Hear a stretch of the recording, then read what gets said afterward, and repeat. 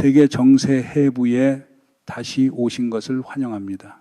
여러분, 우리가 알고 있듯이 베네수엘라는 현재 세계에서 가장 큰 것으로 추정되는 석유 매장량 가운데 하나를 보유한 나라로 여겨지며 그 규모는 3천억 배럴을 넘는다고 합니다. 이 석유는 20세기 동안 여러 수십 년에 걸쳐 막대한 생산량과 풍부한 외화 수입을 바탕으로 베네수엘라를 라틴 아메리카 지역의 대표적 부유국 가운데 하나로 올려놓았습니다. 그러나 우고 차베스 대통령과 그 후임자들의 시대부터 그 그림은 완전히 달라졌습니다. 통치 체계는 약화되고 부패는 확산했으며 석유 산업 운영 효율은 심각하게 떨어졌습니다.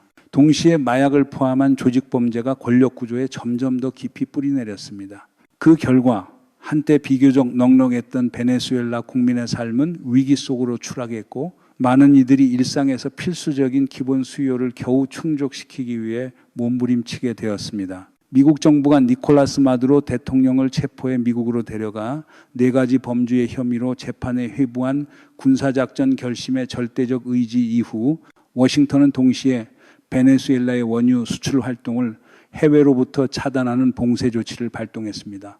이 전개는 관측자들 사이에서 곧바로 큰 질문을 불러일으켰습니다. 미국은 베네수엘라의 거대한 유전들의 미래를 어떻게 활용하거나 어떻게 규정하려 하는가? 그리고 오늘 프로그램에서는 이 문제를 지경학과 지정학의 관점에서 접근해 베네수엘라의 석유 자원에 대해 가능한 시나리오들을 해석해 보겠습니다. 2006년 선거에서 승리한 뒤 우고 차베스 대통령은 석유, 전력, 통신 같은 전략 산업의 국유화를 강화해 부를 재분배하고 사회적 사명을 재원으로 뒷받침하며 라틴 아메리카에서 반미 연대를 구축해 왔습니다. 구체적으로 2007년 우고 차베스는 대형 석유 가스 프로젝트들을 국유화하고 미국 석유 회사인 엑선 모빌과 코노코 필립스의 운영 통제권을 베네수엘라 국영 석유 회사 PDVSA에 이양할 것을 요구했으며 이들은 소수 지분만 보유하도록 했습니다. 두 회사는 이를 거부하고 철수했으며 국제투자중재기구인 ICSID에 제소해 수십억 달러 규모의 판정을 받아 승소했습니다. 코노코는 시기별로 80억에서 12억 달러 정도였고 엑선은 16억에서 20억 달러 정도로 일부는 취소되었으며 항소가 진행 중입니다. 그러나 이 수십억 달러의 채무는 베네수엘라 정부가 상환하지 않아 법적 분쟁이 거의 20년 가까이 이어졌습니다. 기업들은 미국 내 PDVSA의 자산인 CG고를 법적 지렛대로 활용해 왔습니다. 뉴욕타임스와 CNBC의 보도에 따르면 7일자 최근 트럼프 대통령은 베네수엘라가 5천만 배럴의 원유를 이전할 것이라는 발언을 했는데 이는 시장 시세로 20억에서 30억 달러에 해당합니다. 이는 트럼프 행정부가 해외에서 압류된 자산과 관련해 보상 입장을 밝히며 주장해온 미국에 속한 것은 되돌려 받아야 한다는 기조에 부합하는 것으로 설명되었습니다. 그러나 이 정보는 명확히 할 필요가 있습니다. 베네수엘라 정부가 미국의 자산에 대해 부담하는 채무는 이후에 반환될 것이고 당장은 베네수엘라의 상황 안정이 우선입니다. 엑선과 코노코가 여전히 추구하고 있는 민간 소송에 따른 자산 반환 목표는 미국의 국가 정책이 아닙니다. 그렇기 때문에 에너지부 장관 크리스 라이트는 7일자 CNBC 인터뷰에서 우리가 코노코와 이엑선에 지고 있는 거대한 채무가 사실이며 장차 보상되어야 한다고 말했습니다. 다만 그것은 단기 문제가 아니라 장기 문제입니다. 폭스뉴스의 8일자 보도에 따르면 첫 번째 원유 수송 선단은 15척에서 25척으로 구성되어 텍사스, 루이지애나, 미시시피의 항만으로 향하고 있습니다. 더 탐구할 가치가 있는 문제는 이 행동이 트럼프 행정부의 어떤 경제 정치적 전략 계산을 보여주는가 하는 점입니다. 베네수엘라의 중진류는 베네수엘라에게는 무겁지만 미국에게는 무겁지 않습니다. 여러분, 베네수엘라 중진류 전략은 단기 경제 이익의 렌즈로만 볼 수 없습니다. 지경학과 지정학은 언제나 긴밀히 맞물리며 특히 경제적으로 강하고 군사 기술 기반도 견고한 강대국에게는 더욱 그렇습니다. 그러므로 미국에게 베네수엘라 석유는 5천만 배럴 같은 한두 건의 단발성 거래가 아니라 에너지 안보와 지역 영향력을 둘러싼 장기 게임에서의 하나의 말입니다. 베네수엘라는 여러 차례 석유 초강대국이 될 수 있음을 보여준 적이 있습니다. 그들의 정점기였던 1970년대와 1990년대 후반에는 전통 유전을 기반으로 원유 생산량이 하루 300만에서 350만 배럴에 이르기도 했습니다.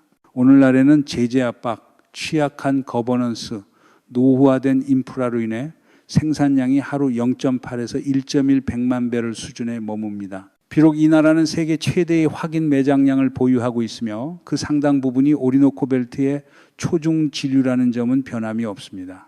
이는 제재가 해제되고 자본과 기술이 투입되며 무엇보다 관리 역량이 개선된다면 생산량이 다시 증가할 수 있음을 의미합니다. 하지만 분명히 하루아침에 되는 일이 아니라 막대한 투자 비용을 수반하는 여러 해에 걸친 과정입니다. 문제는 오리노코 원유가 쉽게 먹히는 종류가 아니라는 점입니다. 그것은 매우 무겁고 점도가 높아 흐름이 나쁘며 불순물과 황함량이 많습니다. 안정적으로 생산하고 수송하려면 가열 주입을 하거나 경질유로 희석해야 하고 또는 가스 콘덴세이트, 즉 응축가스로 희석해야 하며 혹은 현장에서 업그레이드해 더 가벼운 합성유로 만들어야 합니다.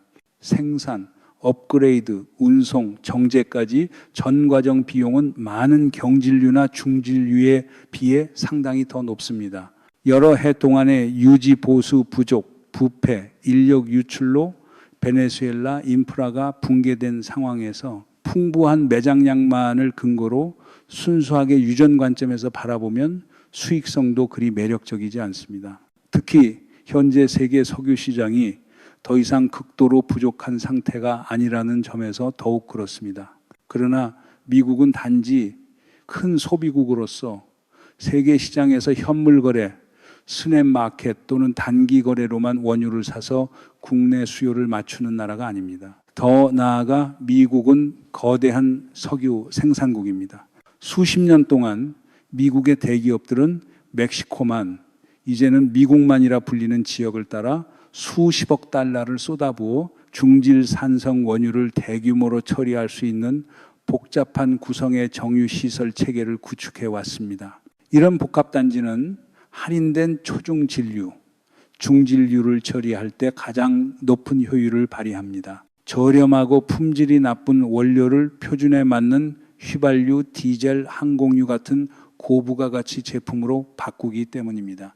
만약 국내에서 붐을 이루는 초경질 셰일 오일만을 사용한다면 이미 구축된 중진류 처리 능력의 상당 부분이 놀게 됩니다. 크랙 스프레드와 마진이 최적이 아닐 수 있습니다. 쉽게 말해 정제 활동에서의 이론적 윤폭이 낮아져 원유 가격이 변동하더라도 정유 공장의 수익성이 매력적이지 않게 됩니다. 바로 여기서 베네수엘라 중진류가 전략적 기술 고리로 등장합니다. 원칙적으로 미국은 판매가 어렵고 정치 리스크가 큰 탓에 할인되는 중진류를 수입한 뒤 국내 경진류와 블렌딩해 공장 설계에 맞는 API의 혼합유를 만들 수 있습니다. 즉, 더 가볍고 정제하기 쉬운 형태로 맞추는 것입니다. 이렇게 하면 셰일에서 나오는 과잉 경질류와 이미 지어놓은 중진류 정제 능력을 동시에 활용해 경질류만 돌릴 때보다 더 좋은 정제 마진의 제품을 만들 수 있습니다. 여기서의 돈이 돈을 낳는다는 이야기는 마법이 아니라 구조적 우위입니다.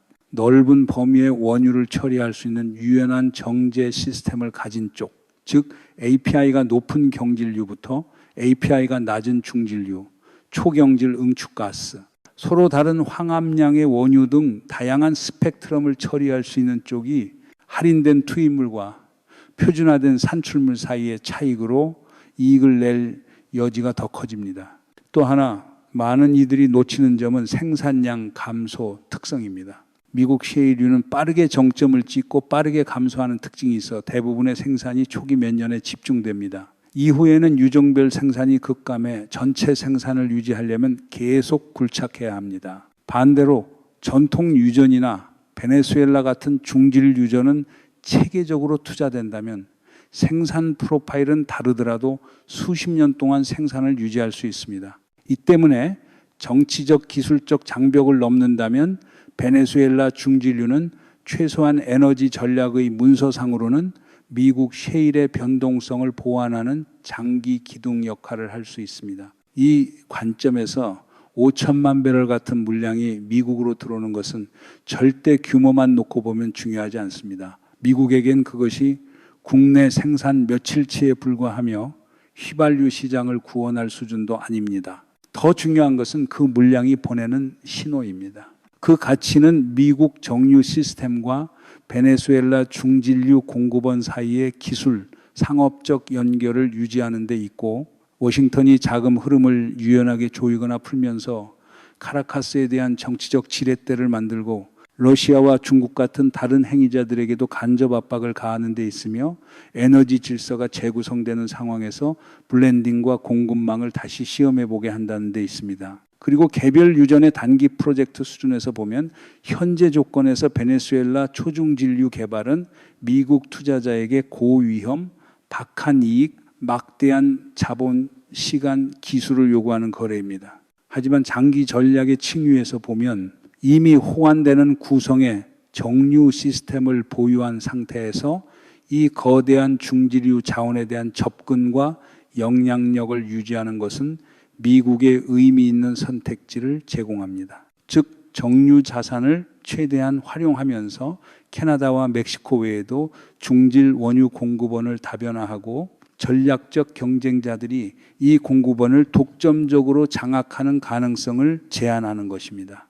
어떤 이들은 여전히 미국이 베네수엘라의 거대한 검은 황금을 빼앗으려 한다고 말합니다. 그러나 핵심은 중진류와 초중진류가 파내기만 하면은 곧바로 돈이 되는 금광이 아니라는 점입니다. 그것은 거대한 자본, 높은 리스크, 무거운 환경 압력을 동반하는 게임입니다. 다만 깊은 금융, 경험 많은 에너지 기업 체계, 정제 운송 금융의 글로벌 네트워크를 가진 미국 같은 나라의 손에 쥐어지면 특히 국내 경질 셰일과 다른 공급원과 결합될 때 중요한 지경학 도구가 될 수 있습니다. 질문은 즉각적인 손익이 아니라 미국이 이 자원에 대해 얼마나 많은 미래 옵션을 쥐고 싶어 하는지, 그리고 그것을 위해 어떤 정치 재정적 비용을 감수할 준비가 되어 있는지입니다. 동양에는 천리 많은 기수가 있어야 한다는 말이 있습니다. 베네수엘라 중진류는 베네수엘라의 손에 있으면 고된 일거리이지만 미국의 손에 있으면 오히려 가벼워집니다. 앞서 분석한 것처럼 미국의 정유 인프라, 셰일 오일의 경질 공급, 글로벌 운송 금융 역량 등 덕분입니다. 하지만 더 중요한 것은 미국이 이 석유를 쥐었을 때 베네수엘라 국민과 미국이 무엇을 얻는가 하는 점입니다. 베네수엘라 석유 개발에서 비롯되는 미국의 전략적 이익과 각 행위자에 대한 영향, 안자일, CNBC, CBS 뉴스 같은 매체들에 따르면 6일부터 8일까지 트럼프 행정부는 국무장관 마르코 루비오와 에너지부 장관 크리스 라이트를 통해 베네수엘라 석유 통제의 목적이 국가 안정, 부패 차단, 그리고 경제 재건을 통한 베네수엘라 국민에게의 직접 이익 제공이라고 선언했습니다. 트럼프는 초기에 3천만에서 5천만 배럴을 판매해 얻는 수익을 농산물, 의약품, 인프라 장비 같은 필수 미국 제품 구매에 사용함으로써 돈이 범죄 정권의 손에 떨어지지 않게 하겠다고 강조했습니다. 루비오 국무장관은 이것이 베네수엘라가 러시아, 중국, 이란, 쿠바와의 관계를 끊고 마약 대응에 협력하며 안정된 민주로 전환하도록 하는 지렛대라고 덧붙였습니다. 이를 위해 무이 외무장관이 상원 기자회견에서 6일부터 8일까지 발표한 3단계 계획을 윤곽으로 제시했습니다. 첫 단계는 안정화로 유조선을 봉쇄하고 제재된 원유를 시장 가격으로 판매해 즉각적으로 경제를 안정시키며 기아와 붕괴를 막는 것입니다. 둘째 단계는 석유가스 시장을 미국과 서방 민간 투자에 개방하고 야권에 사면을 제공하며 적대 동맹을 끊는 조건으로 PDVSA를 재건하는 것입니다.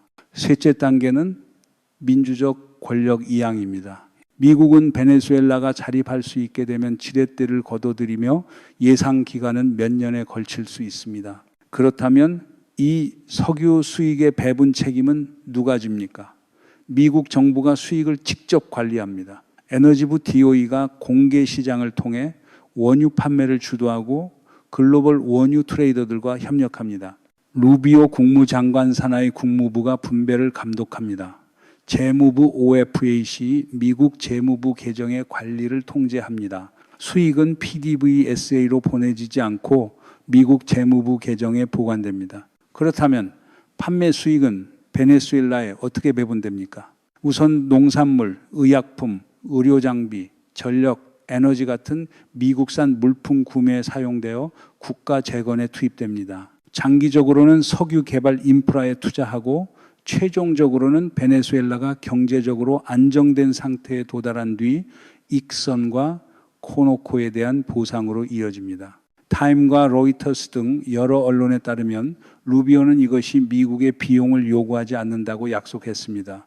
석유돈이 스스로를 충당한다는 것입니다. 이러한 계획의 법적 근거는 무엇입니까? 트럼프 대통령의 2호, 즉 행정명령입니다.